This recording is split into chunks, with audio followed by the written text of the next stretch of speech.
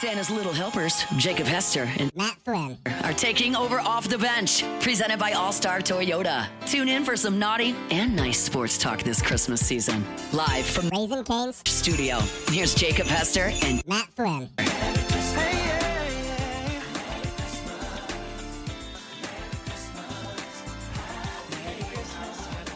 All right, welcome back in. Hour number 3 of OTB here live from the Raising Cane's studio. Always a pleasure to have on our next guest is our guy Ross Jackson. Of course, does a fantastic job writing for LouisianaSports.net. Is the host of Locked On Saints as well. Ross, what's going on, brother? How we doing? Hey, man, I'm doing great. Glad to be here with you. Thanks for having me. Saints coming off a victory. I mean, what a great time to hop on the show, go on the road, take down Tampa Bay. Hey, it was gritty over pretty in that game down there. The weather was bad. They found a way. So I don't know that every Saints fan wants them to win, but I enjoyed it. Yeah, and look, I think the Saints, I mean, it's obvious the Saints want to win. Every NFL team wants to go out there and win. All these players want to go out there and win. And you want to establish a winning culture. You want to have a culture that, players in free agency want to be a part of and want to come and be a part of the next era of this team and all those other things. I think we tend to skip free agency to start talking about the draft super early and talking about draft position and all these other things. But really, there's an entire player acquisition process that precedes that by about a month. And so, I think that, down this last stretch, they've got some winnable games. Beating a team like the Tampa Bay Buccaneers gives them a little bit of confidence. Like you said, it was gritty over pretty. There was perfection in the imperfection of the game. It was good to see them manage some adversity and come out with a win and not just win because things were perfect. And so now you have an opportunity with the last 4 games of the season to build on that and then make yourself a desirable destination potentially for some free agents that want to be a part of what you're building. Yeah, you talk about that because it's an interesting point because you do get so focused and wrapped up in the draft process, but the free agency has the opportunity to make a larger impact on your team in the immediate needs as well. And so I look at the Saints and I'm like, man, people like Demario Davis, Alvin Kamara, they have been so loyal. Cam Jordan, they've been so loyal for so long. There's got to be some juice in New Orleans around that Saints. There has to be something around that. So if you got those leaders, they can talk to other people around the league. If you have some sort of winning. But what is it about the Saints culture, even in the last couple of years of losing, really draws these veterans, at least at the ones that are continuously there, that have been there for a long, they're staples of the team. What makes them so loyal to this team for so long? Yeah, I mean, I think that it's the fact that the team has been loyal to them, right? We give the Saints a lot of, flack for their salary cap management and constantly restructuring these players and kicking cans down the road and all those other things. But that's also them recommitting to these players over and over again. And that's not lost on what the players are doing. And now you're seeing players not just those veteran players that are choosing to stick around. They're actively taking pay cuts and adjusting their contract to stay here in New Orleans. And so clearly something in that realm is working well for what New Orleans is doing. And other players from outside of the organization do take notice to that. I mean, you talk to players in the locker room who could just as easily say, I just needed an opportunity, found an opportunity, landed here, or it's a great organization, blah, blah, blah. But you hear players talk about how they saw the loyalty of the team, the loyalty of the players to the team and things like that. And look, there's no mystery that for the Saints, loyalty sometimes clouds their judgment, right? Sometimes they make sentimental decisions over business decisions, things like that. We've seen all of that. But there is something to the sort of player to team commitment and organization to player commitment that we have seen over the course of the past little bit. The culture changes, right? Because you went from the Sean Payton era to the Dennis Allen era to the briefly realized Darren Rizzi era. Now you're in the Kellen Moore era. So the culture is going to shift. But what Kellen Moore is building as a player-first culture, along with some of the things that we've already highlighted, I think that those two things create a little bit of a combination where if you can show that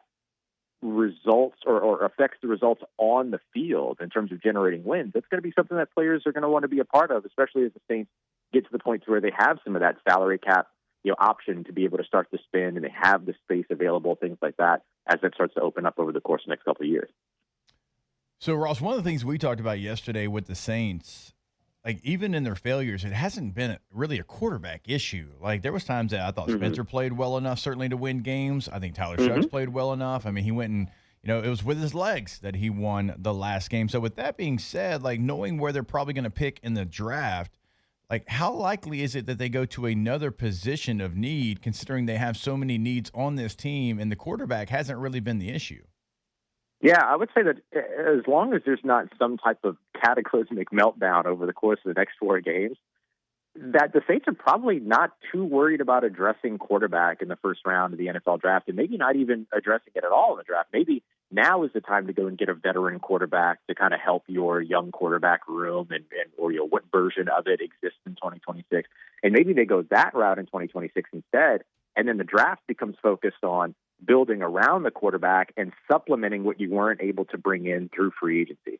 If you can get players that have NFL experience already, you know how it is that how they fit into an NFL system, perhaps players that have worked with Brandon Staley or Kellen Moore in the past that are just becoming available, you go and do that because there's less of kind of a question mark around it. Can that guy translate in the NFL where there's X number of years in the league that already proved that?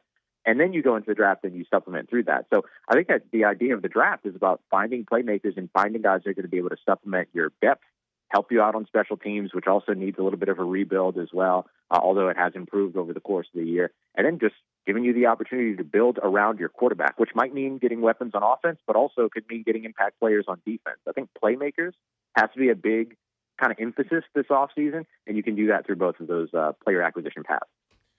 Speaking of acquisition of players through any means necessarily, let's talk about the diamond in the rough that we've had on the roster for a couple of months now. Devon Vaylake really starting to show out. I mean, it was like this trade was getting crushed, right, every week because he wasn't playing. He wasn't getting any catches, attempts. And but now he's really kind of showed out. And I don't know if it just took a while to get him implemented or the coaches to get familiar with him or whatever it was. But how do you think he's kind of progressed throughout the year? And how do you feel about that trade sitting here today?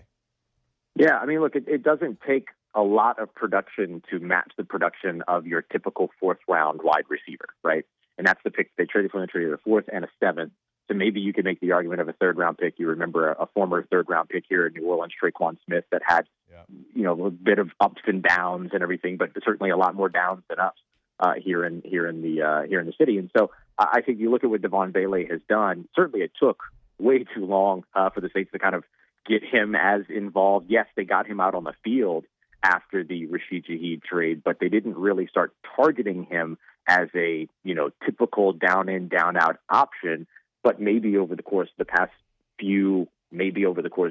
couple of weeks, and in particular, as the Saints have developed their crossing routes a bit more, which is kind of a Kellen Moore special, and attack in the middle of the field, Bailey's been a big part of that. But then beyond that, he was also the guy that sealed the block on the outside that allowed Tyler Shuck to run for a touchdown 34 yards out, the Saints' first 30-plus yard run of the season. So you can see the impact from multiple spaces coming from a guy like Devon Vaylake, and that is a big-time piece of the puzzle for what the Saints had lacked before Vaylake this season. They didn't have a lot of guys out there that, they could be blockers, they could be running routes, and just creating that little bit of hesitation or that little bit of confusion or thinking over on the defensive side. And so now they're getting to take advantage of that. So I think he's come along great. I think that it took a little bit longer than necessary, but I don't fully put that on him individually. And then as for the trade, I think the trade looks better and better and better every week. I think, too, you consider that they also recouped some of that draft capital with getting or with the trade of Rashid Shaheed, who's got like 4 catches in Seattle right now. And then they also are still in line because of good roster management for a compensatory selection for the Paulson Adebo signing with the New York Giants last offseason. They're in a really good place in terms of not only getting the player that they wanted with that 4th and 7th round pick, but kind of recouping that draft capital as well.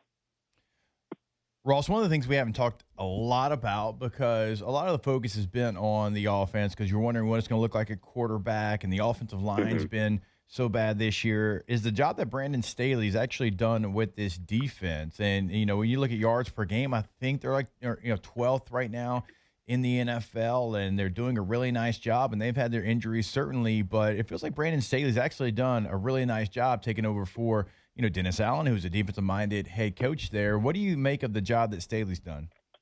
Yeah, it's been outstanding. I mean, he has taken this team from places like where they were ranking in, the 30, 31, 32 area, 25 and below, and then brought them up to being a top 10 defense in some of those same metrics. Now, this team still struggles as a rushing defense. That's worth mentioning. That'll obviously be a big part of the emphasis and focus over the course of the offseason. But if you look at kind of once Brandon Staley got Chase Young back in the lineup, they've been top 10 in total defense.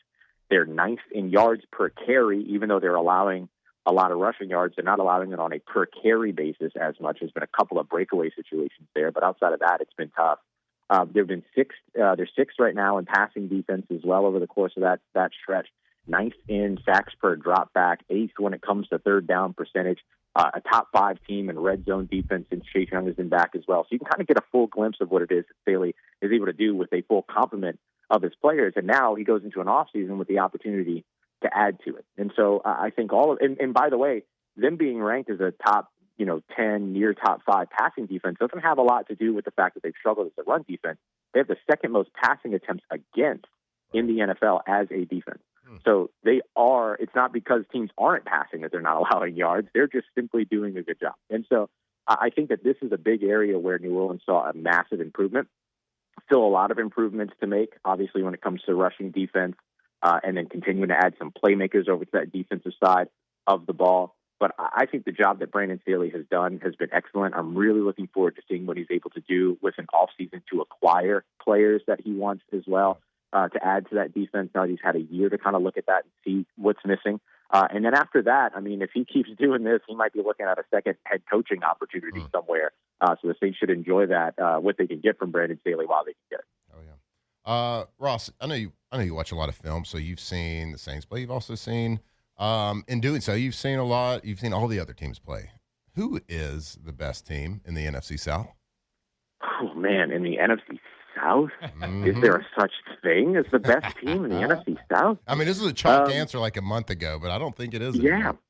No, I completely agree with you. I mean, I think we have to acknowledge Carolina's surge as of late, right? Yeah. Like they're a team that looks a lot more cohesive on tape than the Bucs do. The Bucs are kind of in that area right now to where if they can get you into a shootout, they can win those situations. But the drops by Emeka Egbuka, which have not just been against the Saints, we've kind of seen that creep up. They're dealing with injuries at the position as well.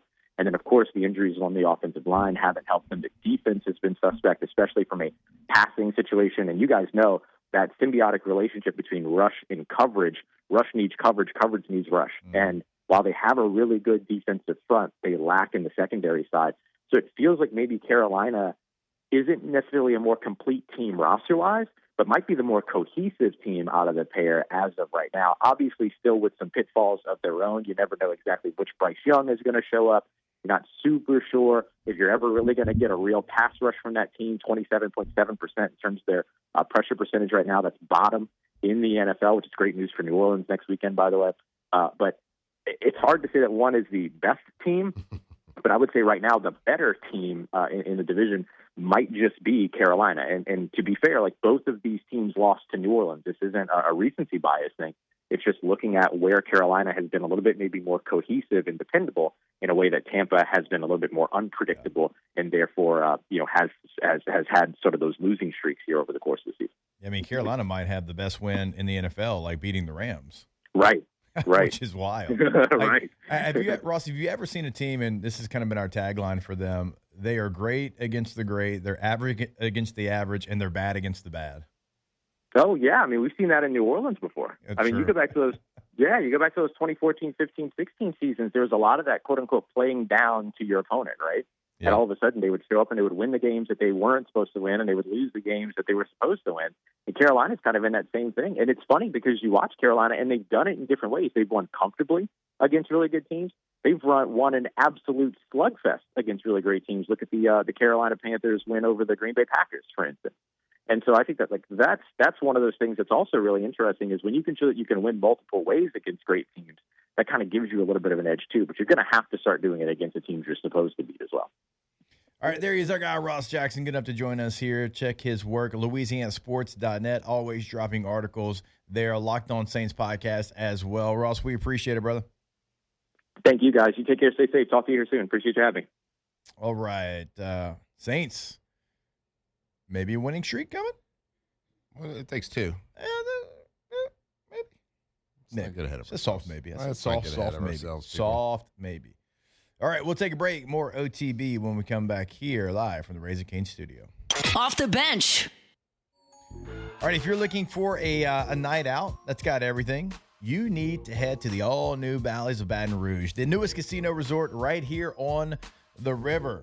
You've got live gaming, you got the table games, slots, incredible dining options, 5 brand new restaurants here. You got an incredible atmosphere.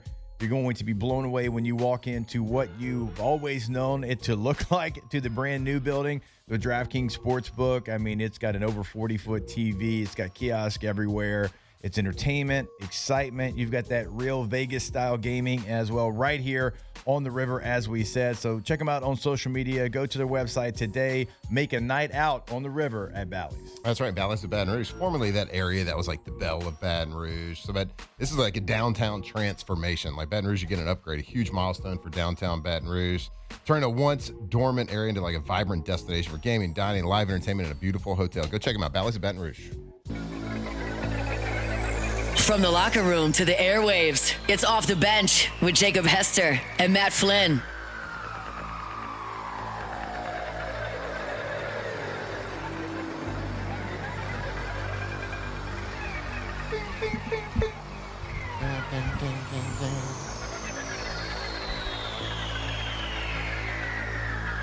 Trying to wait. I'm trying to wait. Yeah. I get it.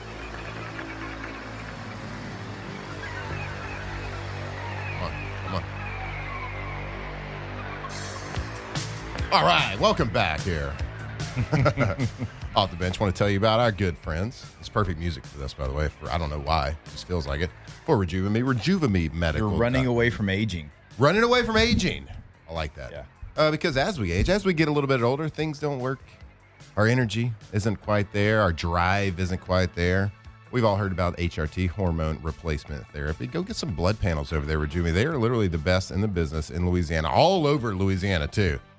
We got locations all over. Shreveport, Alexandria, Lafayette, Lake Charles, New Orleans, like all over. Doesn't matter where you are. They got an office near you. You can go in there, talk to the great people that work there.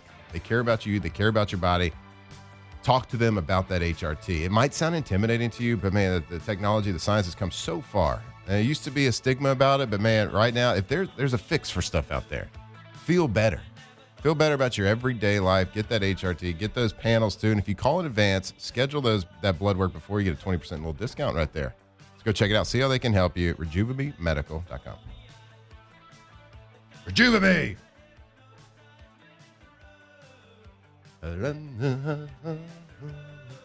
Wasn't this song on Grand Theft Auto? Absolutely, it was. Yeah.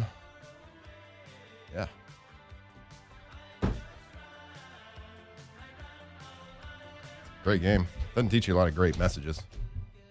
But It's fun, though. I mean, it's fun. That was fantastic. What age do you let your children play Grand Theft Auto? Ooh. I probably was playing it too young. Yeah, I mean, Probably. probably all were. Teenage? I don't know. Teenage? What about That feels teenage? acceptable. Teenage? I mean, like a late teenager. Like 15, 16. Like, I mean, you can just go, like, Sure, bud. punch a lady in the face. It's just A that's not lady cool. of the night. Lady of the Yeah, night, yeah. I was about to say, That's you can do more than a just. cop, too. You don't want to do that. And you We can back just the run blue. people over. Yeah, you can just run people over. What did Grand Theft Auto 5?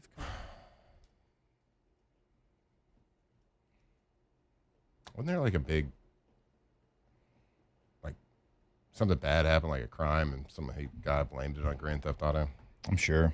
I'm sure. But yeah, good luck. Once your oldest plays it, then the youngest will be like, I know.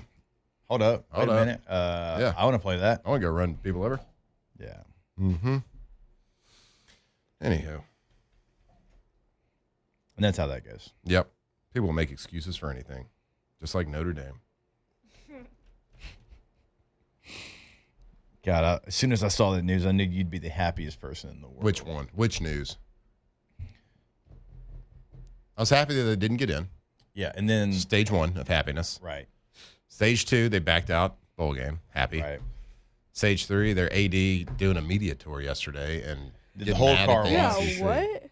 Like, whole getting car mad wash. at the ACC because they backed their guy. Yeah. Wait, it Well, was that's the not bowl car you're not their wash? guy. What?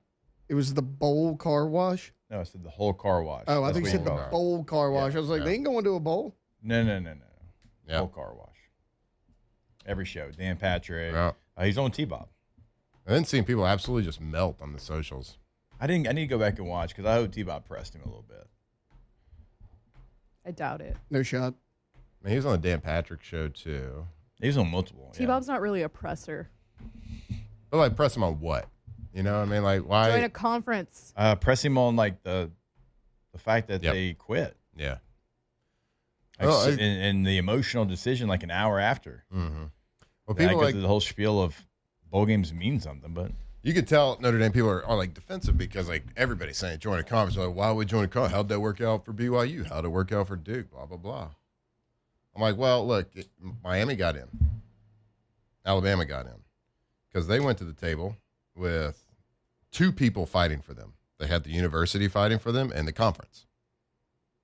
So Alabama, the University of Alabama was fighting for them. SEC was fighting for them. Miami, ACC was fighting for them, and the university was fighting for them. Notre Dame, you went into an argument or a fight with you fighting for yourself. If you were in the ACC or wherever, that conference would have fought for you. And it's weird that even say that because you shouldn't be fighting for people to get in the playoff to begin with. Silliness. But next year, top Next year, 12. just get in. That's all they got to do. Yeah, why are they complaining? They struck a deal with the devil. And their schedule is not the who's who next year. 3 away games. Although you don't, I guess, know technically from year to year now, like you once did. Yeah, but you got a good idea. You got a real good idea and you got a good idea that we're only going to book 3 away games. Yeah, true road games. True road games. Yeah, I mean, and you got a pretty good idea that Purdue, Syracuse, and North Carolina aren't going to be juggernauts. True. It's fair. That's where they travel to. Speaking of teams actually in the playoff, what do we think? So if Chalk does walk here and you have in the quarterfinals, Oregon, Texas Tech, that's going to be down in Miami. You would have the higher seeds Oklahoma, even though Alabama is favored in the game. So either one of those teams would face off against number 1 Indiana in the Rose Bowl. We would expect Ole Miss to face Georgia down in New Orleans for the Sugar Bowl. And then A&M's a small 3-point favorite. So if we have them, the winner in College Station against Miami, they would go against Ohio State in the Cotton Bowl. So Ohio State, A&M, Georgia, Ole Miss. Let's go Indiana, Oklahoma, Texas Tech, and Oregon. I hate to go chalk across the board, but I mean, I hope it's not chalk. right. The top Texas Tech, seeds, Oregon look would pretty be strong. a great game. I hate the idea of chalk because I love the idea of expanded playoffs. If it's chalk every year, people are just going to be like, "Ooh, why don't we just go back to a 4-person playoff?" So I hate that idea. I want upsets. I want carnage. I want absolute carnage. I want that too, but I don't feel like it's been that way. Yeah, I don't see a ton of that this year. I think Miami's a 10 seed, maybe can make an upset. I feel like if any year this could be the year. I mean, that there's not a dominant force in college football, right? I think Indiana's pretty close. I think at the end you've like seen some teams separate themselves. You think Indiana's close? I do. That good? I mean, They looked good. they got to win against number 2 and number 5 and didn't lose a game. And Ohio State was the best team in the country Yeah. for We basically the entire season. Yeah. We didn't really And- know. Well, we found out that they're not, but Right. like now we know Indiana is. I mean, And based off- they yeah. looked really good. Yeah. Like I know they only Agree. scored 13 points, but they looked good. Their defense looked good too. I agree. Boy, I mean, to based your- off the metrics that we have, I mean, Indiana's the only thing close, I think. So Your the point winner about beating 2 and 5 though, 2 neutral site. They beat Oregon on the road. Yeah. So Right. And I know that the Big Ten Championship game was down the road from their campus, but if you watch that game, Ohio State a lot of probably had Buckeyes in that more. building. Yeah. How can you they tell? travel They're as all well as red. anybody. So who plays them? Winner camera of shots, Oklahoma, Alondra? Bama? What'd you say? Winner of Bama OU plays them? Yeah. Indiana, yeah. Who do you think matches up better against Indiana of those two? I don't. I don't know enough about Oklahoma. Honestly, I think Alabama can't run the football, and Oklahoma's offense has been anemic. I don't think it's a great matchup, either one of I them. don't think it is either. Maybe I'll go Alabama just because we've seen Ty Simpson make some plays. Not recently. No. But we have seen their Oklahoma's- offense actually be good. Their whole offense is anemic. Like, they can't do anything against the defense we saw on Saturday. I mean, Bama. I'd like to throw my best defense out at Mendoza as I can, but man, Oklahoma's offense is pretty poor. Yeah. Right. Like, even if you think Oklahoma's got the better defense, can they do anything offensively? Right. Yeah. I don't think so. I mean, I even feel like they did Alabama a favor matching them up with Oklahoma. Yeah. Even though Oklahoma beat them at home, I still feel like Just a couple weeks ago. yeah. I think if we get any combination, like if the semifinals ends up being Oregon, Indiana, Georgia, Georgia, and Ohio State, be Those pretty are good. two really good games. Be pretty good. And Texas Tech too, if they I win. was I'm gonna just say, saying. I feel like I'd Tech like to has see like Texas Tech. kind of I mean, Oregon. I just don't know enough about Oregon to like. I mean, they lost one game into the number one team, but they have had some close calls for sure. Wasn't their schedule easy or no? It wasn't a murderer's row, no. Okay. Yeah, they didn't have to play Ohio State. And then Dante Moore was. I think Dante Moore is really good. Okay, because like I Yeah. know he was in Heisman talks, but it kind of like faded out a little he bit, and trickled he's out. not even going to Yeah, so it's to New York. It's Mendoza, Mendoza, Pavia, Love. Love, and then who was the Sayin. fourth? Oh, Julian Sayin. Yeah. So what's your dream matchup? Championship game. Oh, Georgia, Indiana. Georgia, Indiana. Yeah. Yeah, it has to be. Yes. Yes. Like those two coaches, for me being there and trying to get sound from them, like at media day and after and before the game, like with how much they believe in their teams and they should, yes, dream matchup. I'd like to see Tech in there. I'd like to see Texas Tech in there. That's just because you're loyal. I don't know, State, like to the Lone I've- Star State. Yes, see Texas but Tech, also Georgia. like I have watched them throughout the season, and they just play exciting physical football. Incredibly good. I've watched more Texas Tech than I've watched Georgia this season. Georgia's been like quietly really good. And Gunnar Stockton's gotten a lot better. Yeah, he has. Is what's helped them. Yeah, like they've been he's quiet. playing well. They were not that inspirational at the beginning of the year. Yeah. Still winning games, but they've just gotten better and better. How do we feel with all the coaching change and the craziness? I think early on we thought Ole Miss was going to probably just look like ass coming out because of everybody, but now they're getting some of the coaches back. Everything's like the emotions have settled a little bit, I think, at least from this side. How do we think Ole Miss is going to perform? This is not a shot at Tulane. I think they're definitely going to win round one. Like, is Lane Kiffin worth 35 points? I mean, they beat this Tulane team in the regular season by 35 points. I don't know if you can find 5 touchdowns on film. Like, I do think they win round one. I mean, Chambliss is still in that offense. Charlie Weiss is still calling plays. I think they go home after that. But if all the I think they reports- win a game and then they're done. If all the reports are correct from the team, like saying what Lane said wasn't true, like whoever, like there's two sides to every story, right? But like, you would think those players would be ultra motivated. You'd think they would come out and play, at least give their best effort that they've given. I would think. Now, you got to execute. You have to take advantage of that effort by way of execution. But I would expect them to play well. I just don't know. Then you're going to get an Ole Miss Georgia game, which probably be pretty exciting. That's the thing. I don't know if they can beat Georgia. I think they'll play inspired. I mean, I think if you played it 10 times, Georgia wins more. Mm-hmm. I think Ole Miss would pick off a few if they played 10 times. That's what makes playoffs great.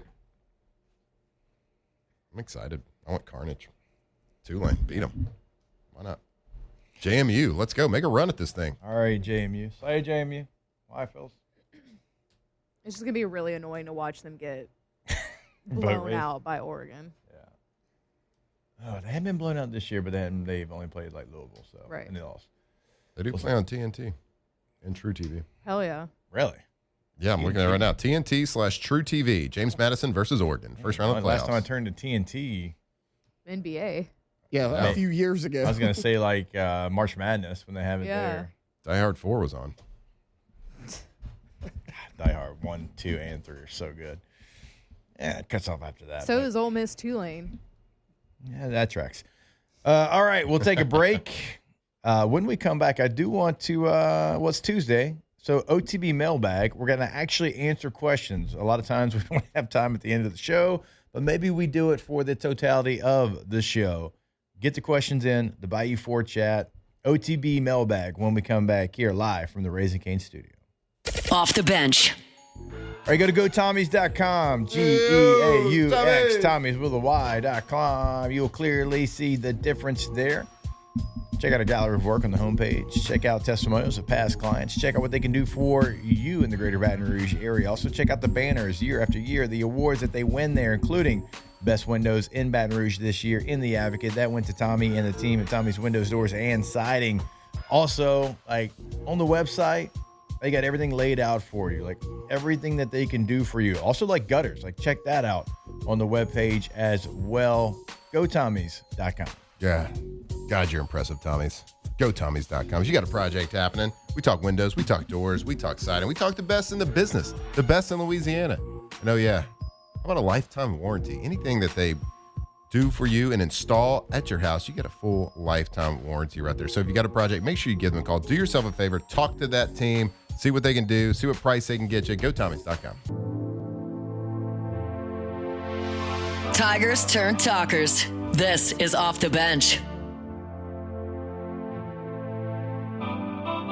Let's dance in style, let's dance for a while. Heaven can wait, we're only watching the skies. Hoping for the best, but expecting the worst. Are you gonna drop the bomb or not? Let us die young or let us live forever. We don't have the power, but we never say never. Sitting in a sandpit, life is a short trip. The music's for the sad man. Can you imagine when this race is won? Turn our golden faces into the sun. Praising our leaders, we're getting in tune. The music's played by the madman. Forever young, I want to be forever young. All right, welcome back in OTB. Is this for Phillip Rivers, the song? I mean, if they sign him, I guess. I mean, Just looking this up. Alphaville. The artist who sings this song. German band. okay. Alphaville. It's a pretty sweet name. Is it? It's not Betaville. Ah. Dang. So- Nice. Speaking of alphas, Boudreaux's Electrical. Oh, yeah. Boudreaux'sElectrical.com. Get a free Generac quote right there on the homepage of the website. It's more power, it's more protection. Check out the Boudreaux Boost as well. Better care, better service. New customer one-time service visit, exclusive maintenance offer for your Generac generator. Air-cooled generators, $199. Liquid-cooled generators, $299. Claim your boost today on their website. If you're looking to give them a call, 985-397-1562 or 225-300-9389. It is the ultimate peace of mind. If you are hosting for the holidays and you've got some weather and you're sweating it out because you didn't call Boudreaux's and power goes out, you're not going to be the star of the show. But if you called Boudreaux's and you got that whole home generator, you don't have to worry about a thing because immediately, boom, you've got that ultimate peace of mind. Boudreaux'sElectrical.com. All right, let's get to a little OTB mailbag. I have this special delivery for Off the Bench. And look, it is marked most urgent. We'll be writing to you. The internet. What the is the internet?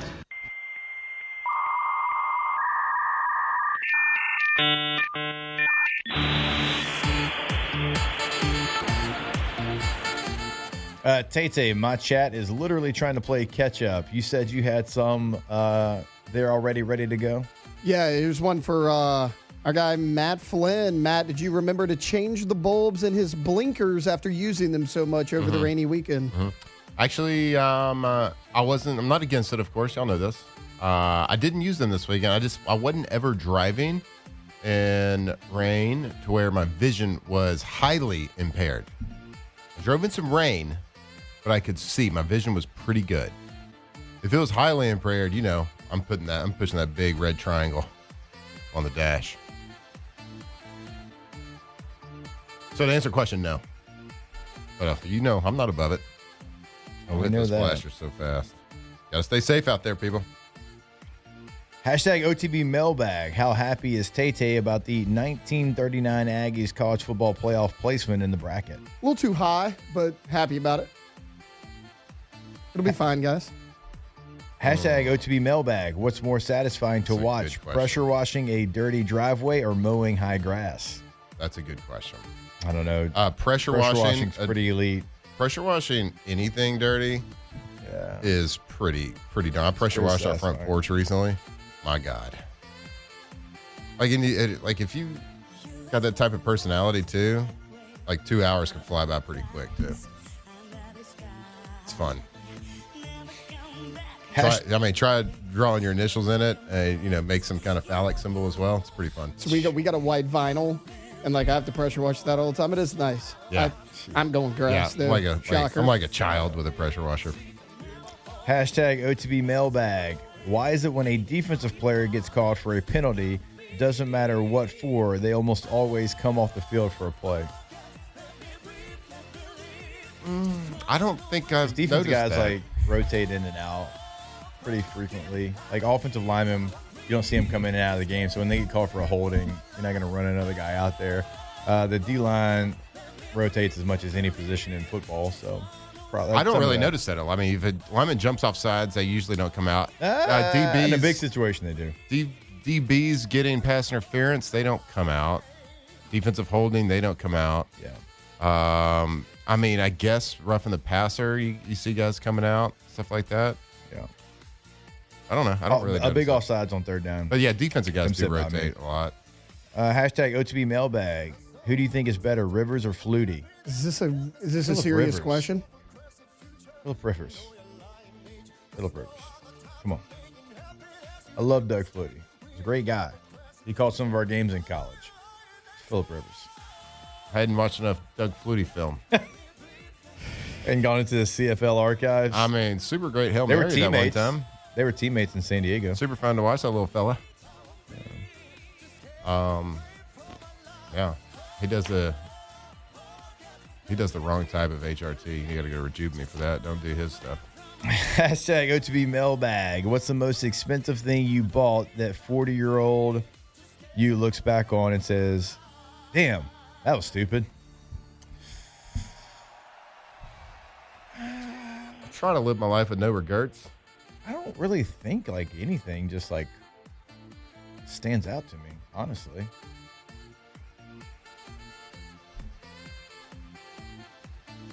I bought a flamethrower. But, I mean, that was sweet. That's subjectively awesome. I mean, it was awesome. Yeah. I don't use it quite as much anymore because I lost a charger for the battery. I need to find that thing. Yeah, I don't think that would be like a regret buy there. Is it just Actually, like a standard charger? I take that back. Lacey bought that for me for like either my birthday or Christmas one year. It was awesome. Wow. You don't get a I mean, that was like like Dragon how or a incredible, flamethrower. how incredible of a gift, a wife to a husband than Yeah. a flamethrower. Yeah. Like the best gift. I mean, were you watching like? Once Upon a Time in Hollywood, and you were just like, Yeah. I mean, let's see how the sports card market does in the next 12 months. Then we'll have this conversation again. Yeah. I spent some money on some cards for sure. Yeah, and you hold on to yours a lot longer than. Gotta hold. I don't. Like Braveheart, bud. I don't have a flamethrower. I mean, that's tough. I can't beat that. Yeah. Now, there's some things I bought that I needed to buy that I didn't take good care of that I should have. Yeah. Like I got like a 10 years ago bought, not 9 years ago now. Have like a Polaris side-by-side, and those things will last a long time if you take care. I just didn't like, once we moved from St. Francisville to Baton Rouge, I didn't take care of it as much, and it's been kind of sitting dead in my house for a while. And I want it back. Not in my house, at my house. In your house. I don't know what you got going on over there. Got a flamethrower for guys. There's things I've bought that I probably didn't take as good care of as I should have. I wasn't really adulty at the time. Yeah. Not that I am now. Good question though. Like it. Yeah. Very thoughtful. I am sure that my wife is yelling at the TV something I've bought that I forgot about. So if you're listening, let me know. I'd love to have an answer.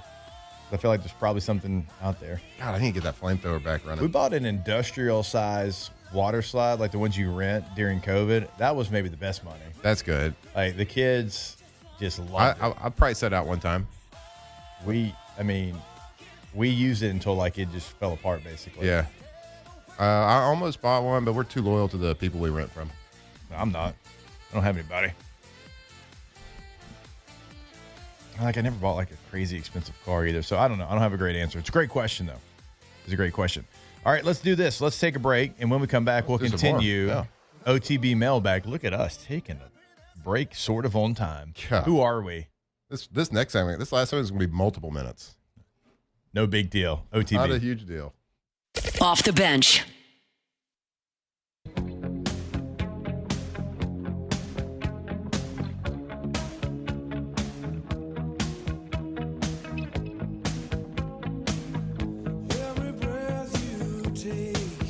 Tigers turn talkers. This is Off the Bench.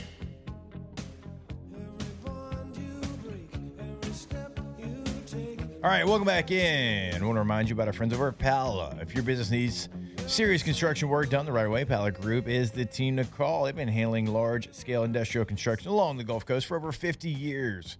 Work with refineries, plants, manufacturers of all kinds. Pala builds and repairs massive storage tanks, pressure systems, custom steel equipment, all while putting safety and quality first. From the start to the finish, they handle the job in-house so nothing falls through the cracks.